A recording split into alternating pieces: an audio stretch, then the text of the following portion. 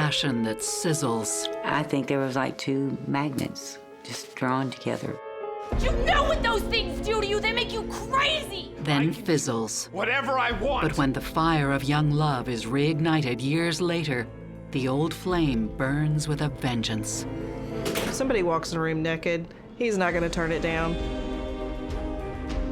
She dated other people, she married other people, but she was always stalking Michael. Ow! Ow, please stop it! Please! Ow! Ow, please! My... If he couldn't have her, nobody was gonna have her. Love may be blind and marriage bliss, but divorce is murder.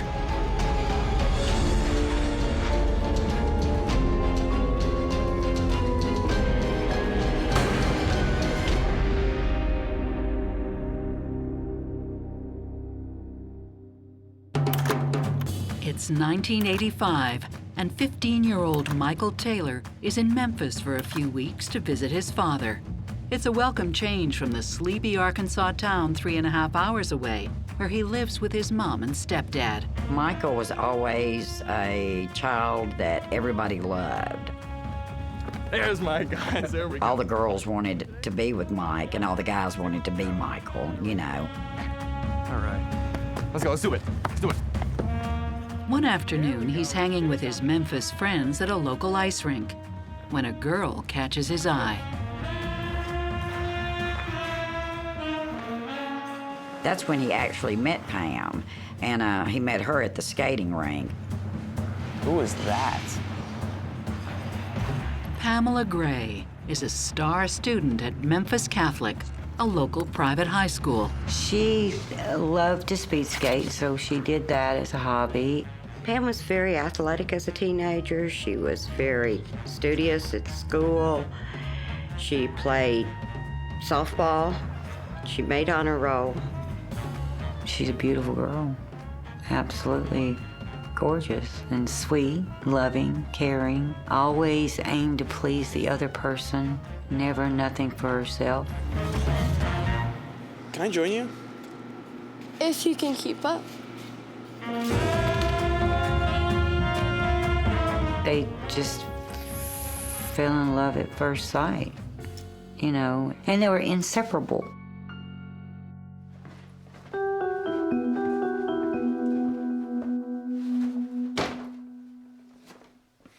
Before heading home to Arkansas, Mike calls his mom with a surprising request. Hello? Hey, Mom. Hi, hon, you coming home? Would you ever consider moving back to Memphis? I met this girl, Pam. That's not the only reason, though. I've been talking to schools, and Kingsbury actually wants me on their track and field team. Michael, no. I'm married. We're all living in Arkansas now. That's it. He said, I've talked to several schools, and, you know, they're really interested in me coming here and pole vaulting and, you know, and doing all this stuff. And I'm like, no. Okay, I'll just stay with Dad then. You get Home right now. Do you hear me? right now.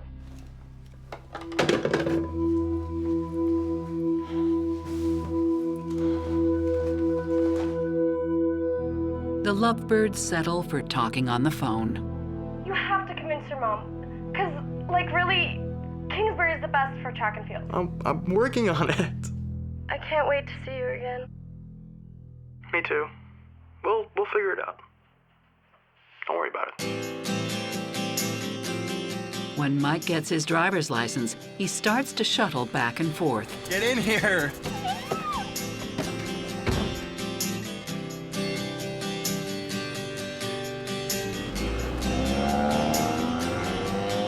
He would just call me like every day, and he'd be like, Mom, please, just move down here. I don't want to be away from you. I want you to be here. And that was a 4-hour drive. So I was scared that something would happen, you know. And so finally one day I just told Ricky, who I was married to at the time, that I was moving to Memphis.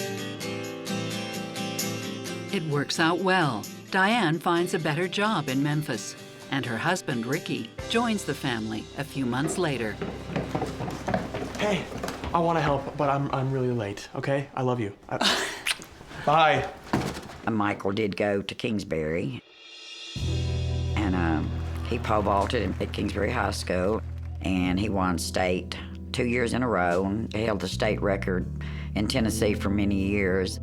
He's practical and focused on his achievements and on his relationship. They spent their time together mostly sports-related activities. I love you, Pamela Gray! I love you, Michael Taylor! They were just perfect together as teenagers. That's why it's a shock when they make a big announcement 4 years into the relationship. Mom, what would you say if Pam was pregnant? Well, I don't know. What would you say if Pam was pregnant? I'm telling you she is.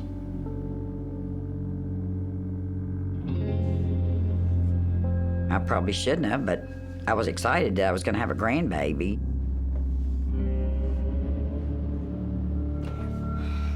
Congratulations. Her family wasn't excited at all, which I can understand that. Pam's mom, Peggy, had always hoped she would go off to college and get a job before starting a family.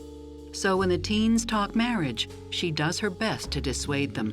Neither one of them had a job. They had no insurance. What are you thinking?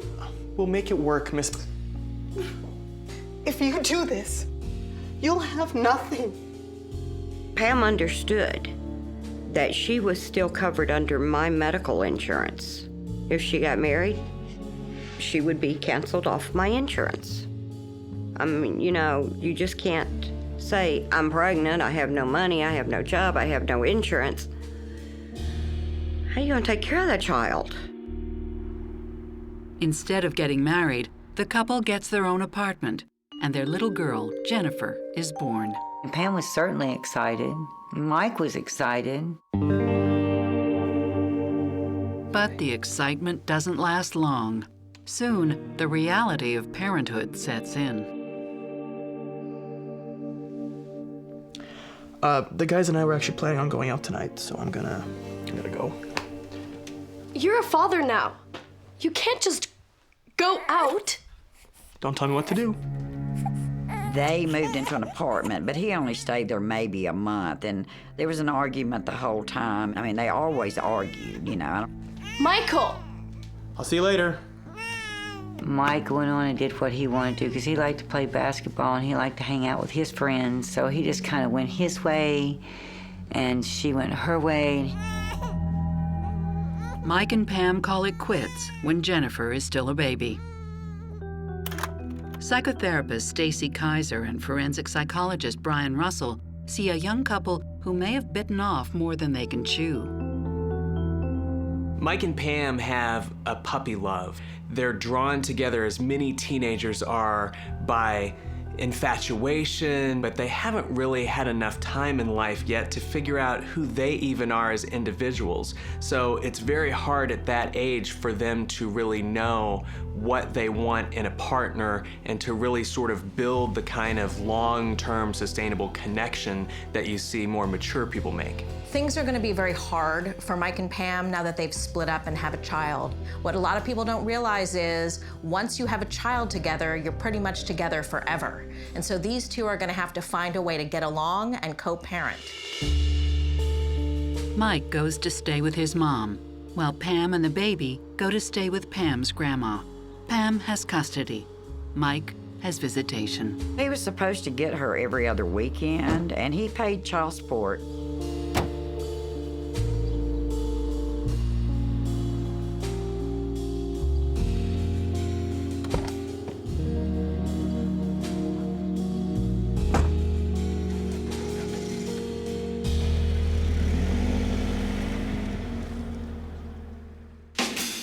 Months go by, then years.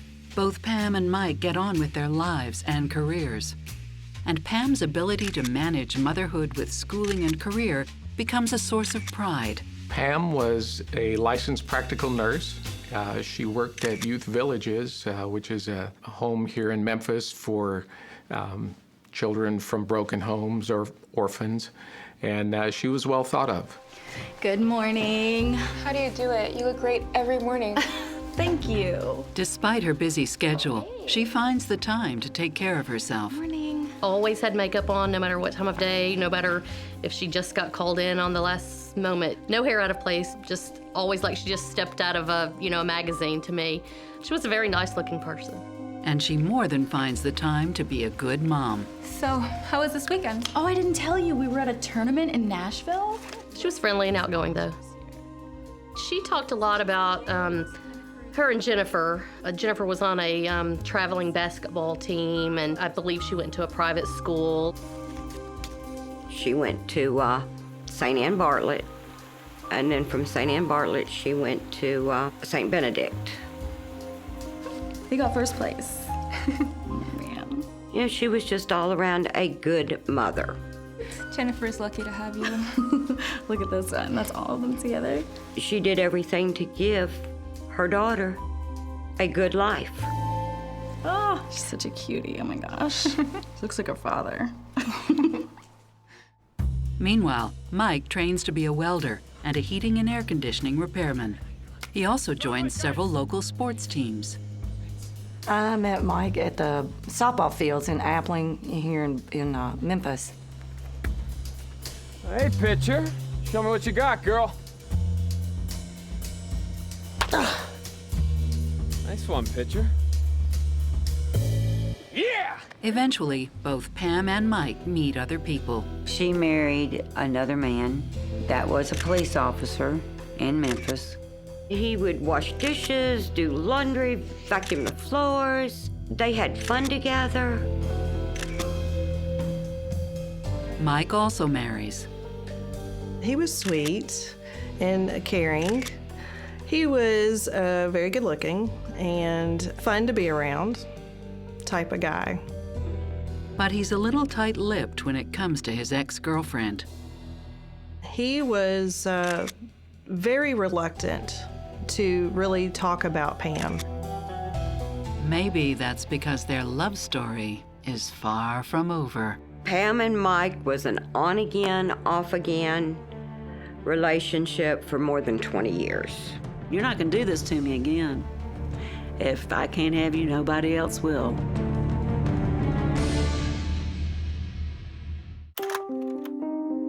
High school sweethearts Pam Gray and Mike Taylor split up almost as soon as their daughter is born. Years later, they've both married other people, though Pam's marriage to Reggie, a police officer, lasts less than a year.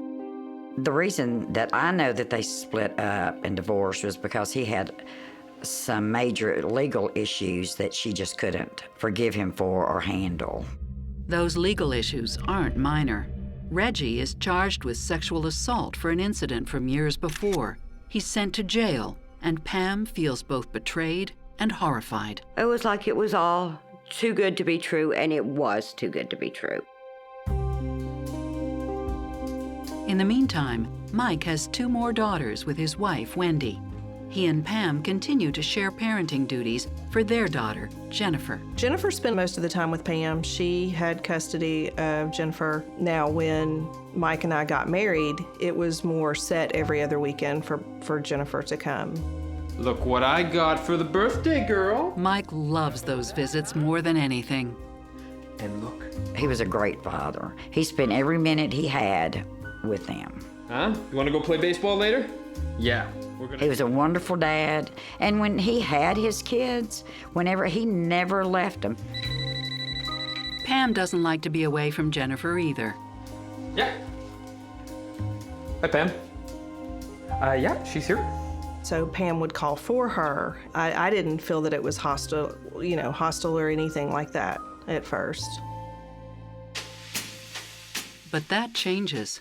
In 1998, Wendy and Mike call it quits. Mike and I did have a time where we separated. And in fact, I had filed for divorce. During the split, Mike and Wendy date other people. But just a few months later, they agree to give their marriage another chance. I can't even tell you what happened, but we ended up back together. Both of us knew that we had dated someone else. We didn't know who. We had decided at that point we weren't going to talk about it. Then Wendy finds out Mike's someone else was Pam.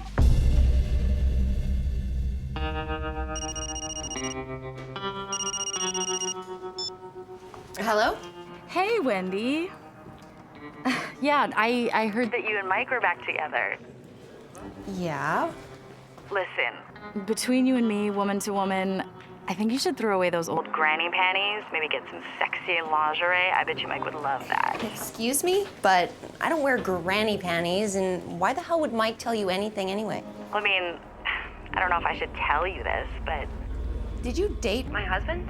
It was really no big deal. And besides, I'm really happy that you and Mike are back together.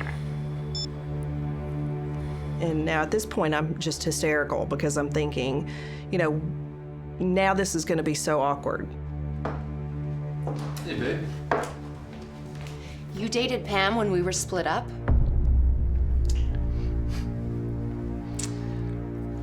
Wow.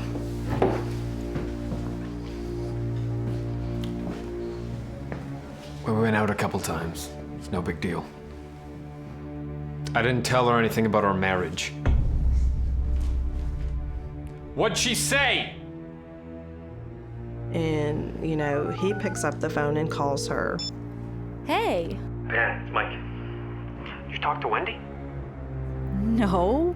And she denied the entire conversation. At that point, I knew what I was dealing with. I said, that's it. And we're gonna have to figure a way to co-parent without me having to run into her, because at this point, I might hurt her. I don't want that woman in my house. Got it.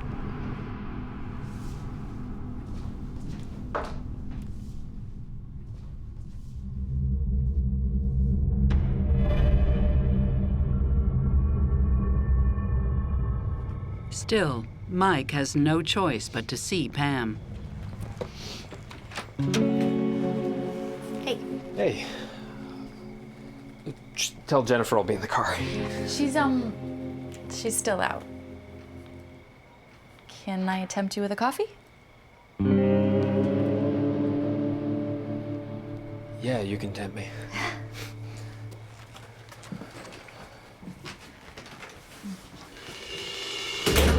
Since Mike and Pam had a child together, they would see each other every now and then, and it was not always comfortable.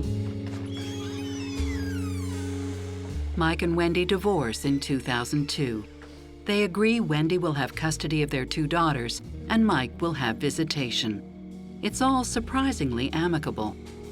I mean, we had great times and we enjoyed, you know, each other. And then, you know, in the end, we just grew apart. A year goes by. Mike now has a stable job as a maintenance supervisor for an apartment complex. He plays the field. That's how it's done. In more ways than one. Just like that. Mike was very popular with the women, easy on the eyes, and all the girls thought he was a very nice-looking young man. But Pam is not willing to let him go that easy. Any plans this weekend? Actually, I'm hoping Mike takes me to the casino. Your ex, Mike? Yeah, you know, we keep in touch. Since her divorce, Pam makes sure to take up all of Mike's time. They went to Nashville to play golf one weekend. You know, they just took several little short trips. Then, for reasons known only to herself, Pam leaves her job and falls behind on rent. She got evicted. I think they said she paid like 2 months rent there and lived there another 6 months and didn't pay anything. Hey, Dad. Hey, sweetie. Jennifer, now 16, goes to stay with Mike, and Pam asks if she can crash there too. Can I stay too? Yeah, sure.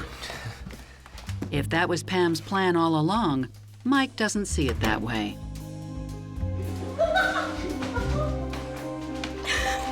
Nights turn into weeks, turn into months, and eventually, Pam and Mike admit to each other and to everyone else they're officially and exclusively a couple once again.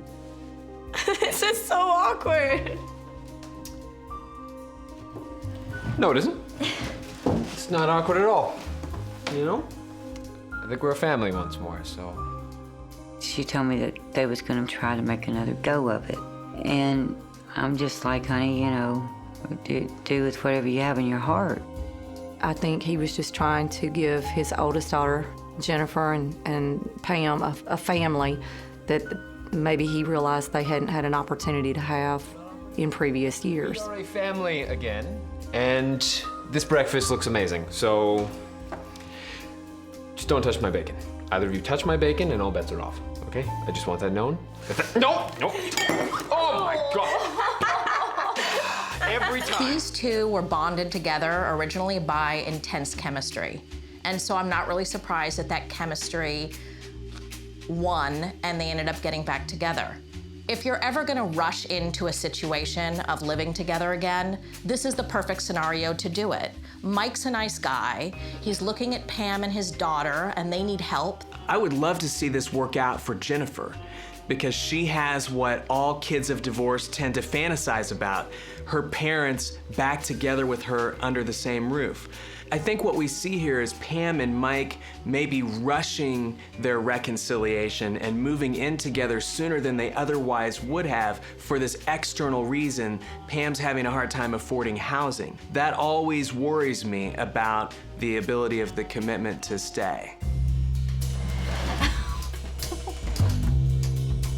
Love is blind is true. Even when they were with I do love you. other people, they truly loved one another. I'm not going to minimize it. I mean, something was there. That's just the truth. But can that something last? Her husband was in a rage and was beating her. What are you doing? Hey! Their relationship, I can only classify it as volatile.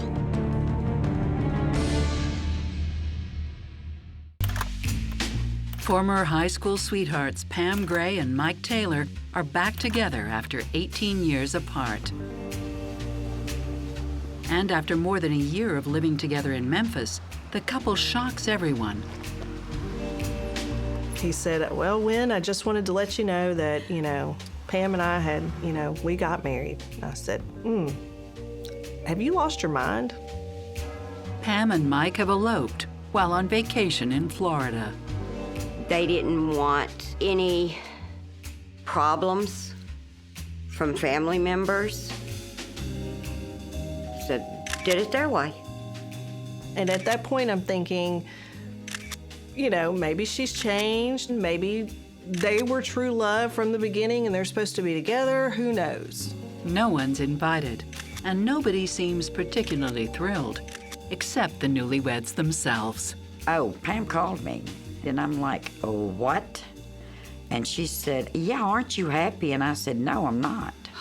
Pam, y'all didn't even get along in the first place. Okay, how am I supposed to be happy? Mike adds Pam to his benefits package and life insurance policy, and at her request, agrees to move to a more upscale apartment. They were living together, and the apartments that he lived at, he also worked at, but these apartments weren't good enough for her. I love it. Pam's requests don't stop there. Mike would go up to the pool on his off days and sit out in the sun, and he was someone who worked out and was attractive, and he'd draw attention of females. But Pam would get very jealous and get very angry.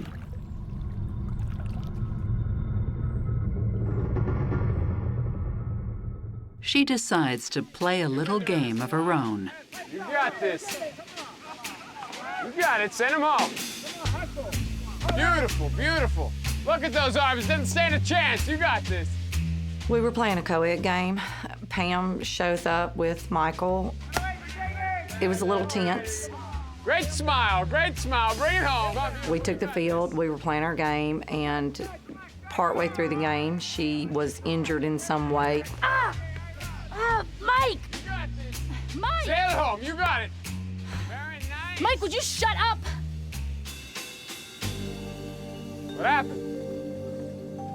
I got one to the knee. I remember thinking, who can get hurt catching? But that was the last that we saw of her. She didn't come back to play any more games. You okay? It hurts. Okay. Mike doesn't come back much after that either. Michael let me know after that she really was jealous of all women that she ran across and that she really didn't want him to be around any of us girls at the softball field. There are other elements of Mike's lifestyle that Pam does not approve of. I hate to say this, but Mike did steroids and stuff. He did, because he was a buff. He liked to work out. I was with Mike for probably 4 to 5 years during cycles that he would take of steroids. During the summer, he had a hard time keeping weight on because he was really skinny. It's something he's done on and off for years, and it makes Pam crazy.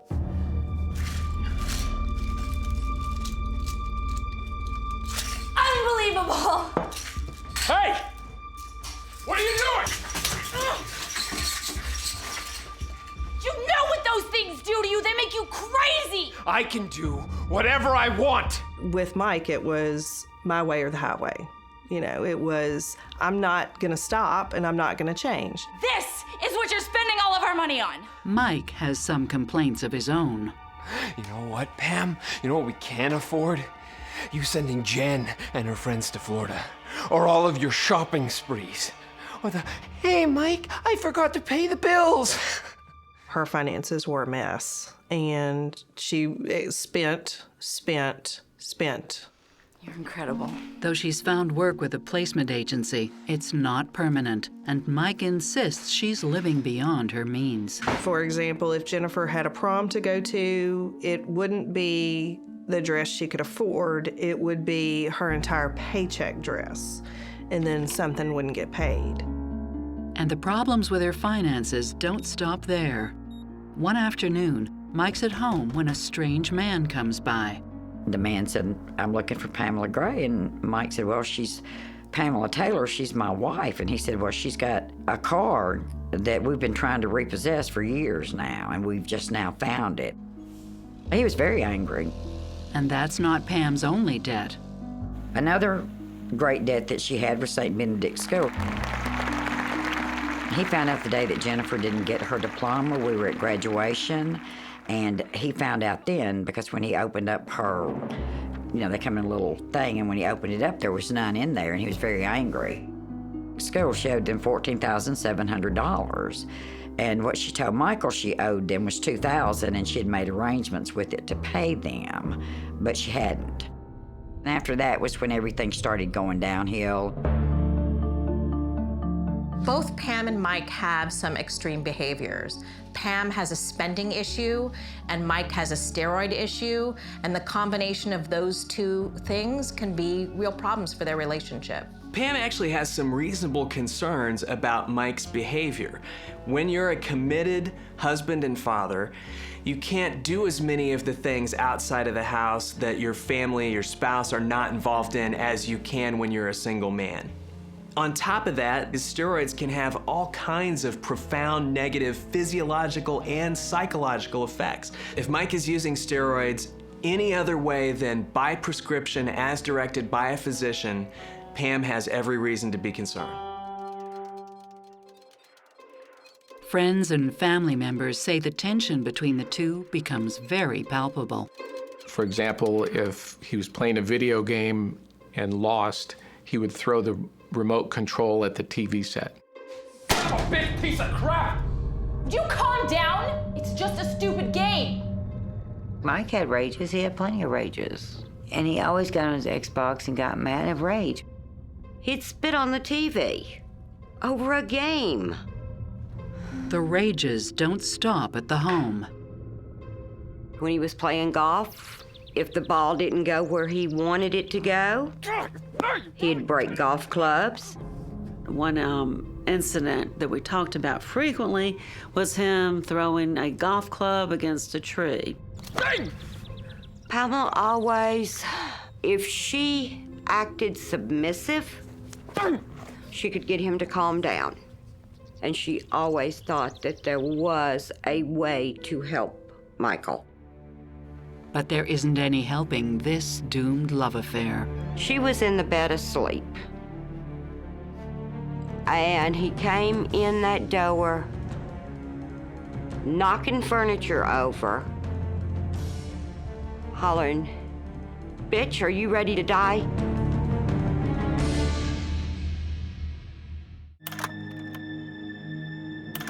Months after Mike and Pam Taylor elope, their reloaded romance is already on the rocks. He says she spends too much. She says he's got a temper. Ow! Ow, please, stop it! Stop it! Please! They argue more and more.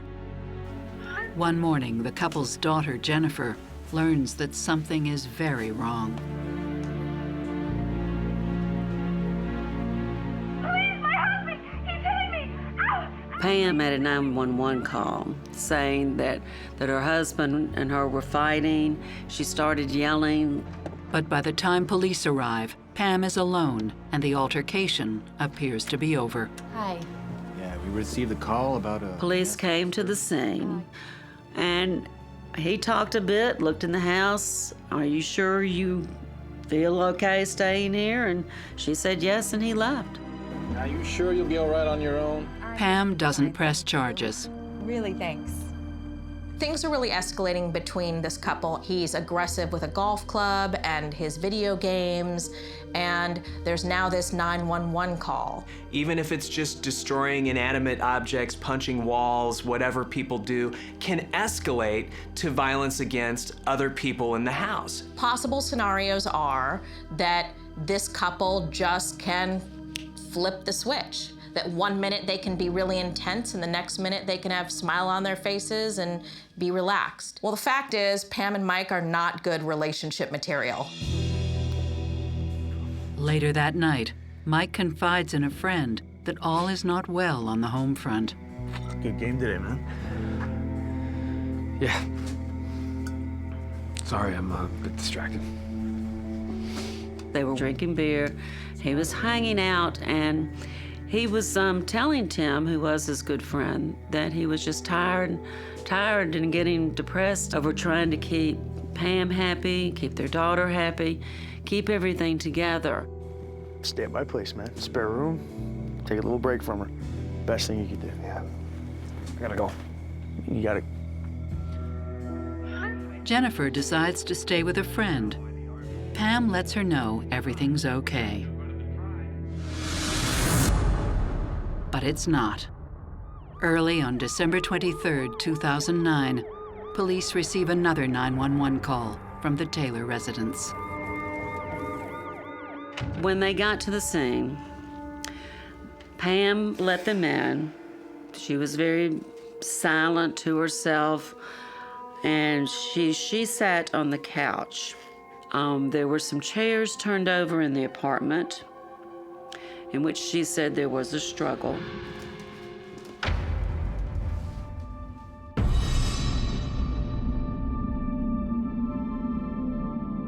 He was dead on the scene. He was DOA.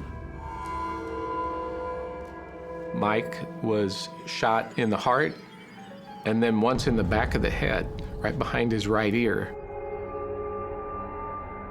Mike's mother hears about the tragedy on the news. When that happened, when I heard it, I just passed out. That's all I remember. I remember it like it was yesterday. I was driving home, and a friend of ours called and, "Rita, do you know that Michael Taylor was killed today?" It was a shock. I couldn't believe it. Pam says she can scarcely believe it either when she describes the tragic sequence of events that led to his death. She begins her story with Mike coming home the previous night after their big fight. Now, they did not sleep in the same bed that night. She went to sleep in the room that was used by their daughter. And so when he came back from Tim's apartment, he just went on into their bedroom. He didn't disturb her, and he just went to sleep.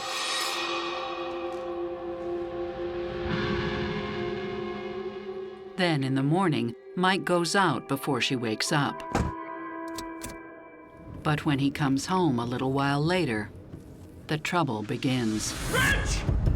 Where are you, bitch? Come out here! He came in that door, knocking furniture over, hollering, "Bitch, are you ready to die? You're dying today, bitch." Ah! Where are you, bitch? Get the hell out here!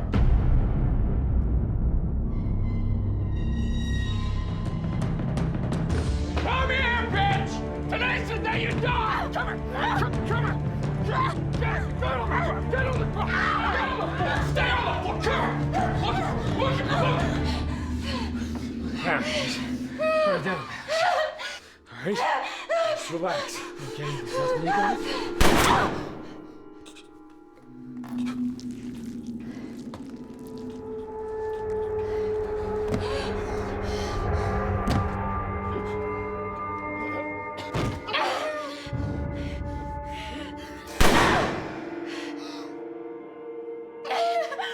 Her story to the police was that he was using drugs, he was using Lortabs and steroids and smoking pot, and she was scared and she shot him.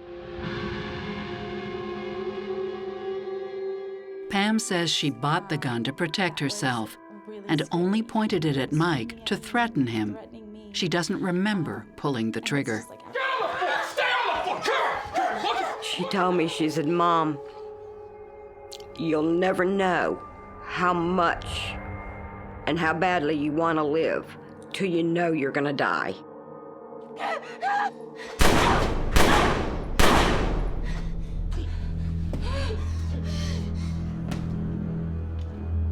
When there's been a history of 911 calls to a family's house for domestic violence or alleged domestic violence, it's not surprising for there to be another call. These things tend to be cyclical. And so it's possible that some more domestic violence happened. In this case, it was lethal.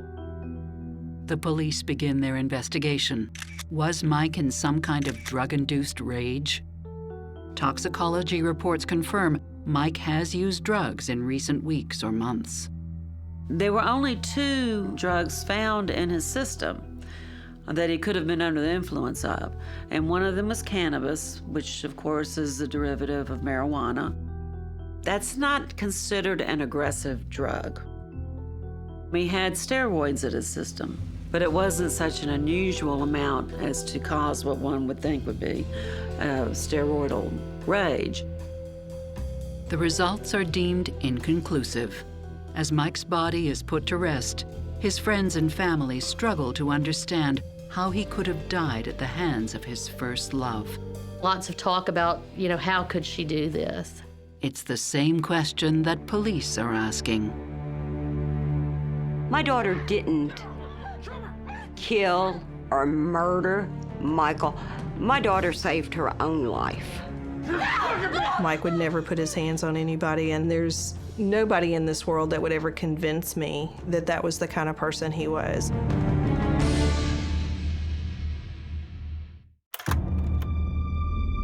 Mike Taylor, 39, is dead at the hands of his wife, Pamela.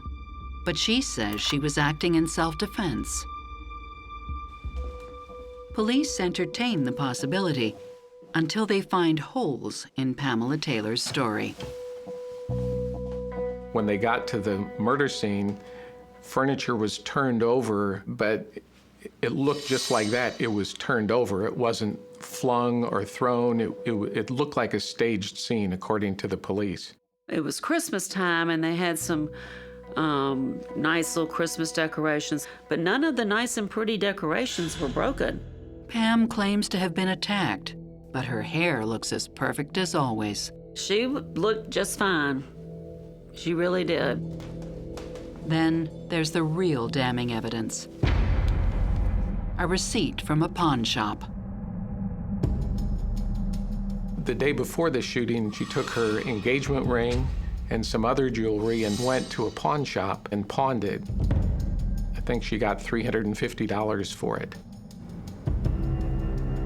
Just down the street from the pawn shop is a popular local gun shop where one would be likely to go next to get a brand new gun. And There were the records of her buying a brand new gun and enough bullets, you know, for at least one round. This was less than 24 hours before the killing. October 14th, 2010, Pam Taylor, 38, is charged with first-degree murder. At the trial, prosecutors say it was Pam, not Mike, who was angry and unstable, triggered by him asking for a divorce. He was in the process of going through the paperwork and removing Pam as the beneficiary of any health policies. Basically, he had already made plans to move. He'd already taken away his television. The man's not far behind his big screen TV. That's my experience. He moves that out, he's gone. Why are you doing this? Just moving some stuff to my mom's. You don't live at your mom's, you live here. And she knew that was coming, and she just was thinking, you're not gonna do this to me again. You know, if I can't have you, nobody else will. As for Mike's violent outbursts, prosecutors contend they were always against property, not people. He hit a tree with his golf club one time, but he didn't wrap it around her head or break anybody's property. He just broke it, so he didn't hurt anybody but himself, because then he had to go out and buy another one, you know. Mike would never put his hands on anybody, and there's nobody in this world that would ever convince me that that was the kind of person he was. Everyone who spoke to me, who I spoke with about Mike, described him as a very nice, kind person, not as someone who was violent. When Pam called 911 on December 22nd, the day before the murder, there was no indication of a struggle. She received this call from this lady, and she was saying, "Ouch, ouch, my husband, he's hitting me. Oh, don't do that, it hurts." Ow, please, my husband, he's hitting me. Ow. And she said, and I thought, this is really weird, because when you take a domestic violence call, and I've taken many of them, she said, you hear people throwing things and screaming.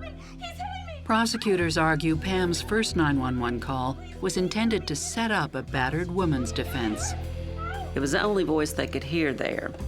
And the officer who made the scene thought it was quite unusual, because when he got there, she came out to meet him and nothing looked wrong. She had no bruises, no indications of a struggle, nothing of that nature. And they checked, and Mike was at work. The morning of December 23rd, Mike leaves the house early to go to the dentist. But if he's in a drug-addled homicidal rage, the dentist doesn't notice. We went out to speak with her. She described him as a pleasant patient who was always happy and in a good mood. When Mike returns home that morning, he finds Pam up and dressed. What he doesn't know is that she's got something up her sleeve, literally. He went in the bathroom, and she came up and surprised him. Mike? Yeah, Pam. What are you doing? Pam, what are you doing?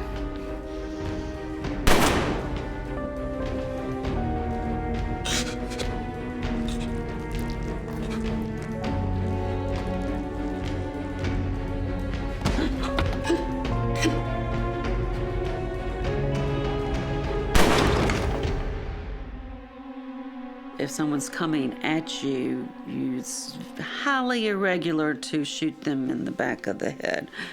Chest, maybe. Back of the head, not so much.